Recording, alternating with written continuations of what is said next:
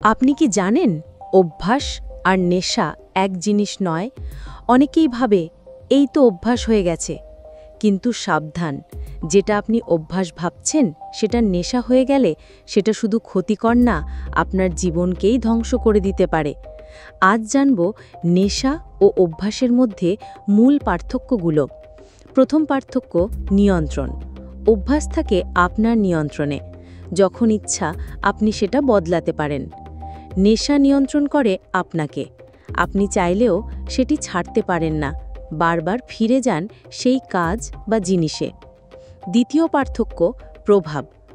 ভালো অভ্যাস জীবন গঠনে সাহায্য করে, যেমন সকালে ওঠা, নিয়মিত পড়া, ব্যায়াম করা। নেশা আপনার শরীর, মন, সম্পর্ক সবকিছু ধ্বংস করতে পারে, যেমন মদ্যপান, ড্রাগ, গেম বা সোশ্যাল মিডিয়া আসক্তি। তৃতীয় পার্থক্য ছাড়ার পর প্রতিক্রিয়া। অভ্যাস ছাড়লে সামান্য অস্বস্তি হয়, কিন্তু সেটি সহনীয়। নেশা ছাড়লে শরীর কাঁপে, মাথা ব্যথা করে, মেজাজ খারাপ হয়, এমনকি বিষণ্ণতাও হতে পারে। চিনে নিন কিছু উদাহরণ।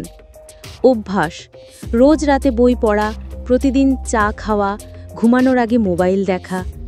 নেশা: প্রতিদিন না খেলে মাথা ধরে যায় এমন কিছু খাওয়া, সারা দিন ফোন না থাকলে অস্থির হয়ে যাওয়া, গেম না খেললে রাগ ওঠা।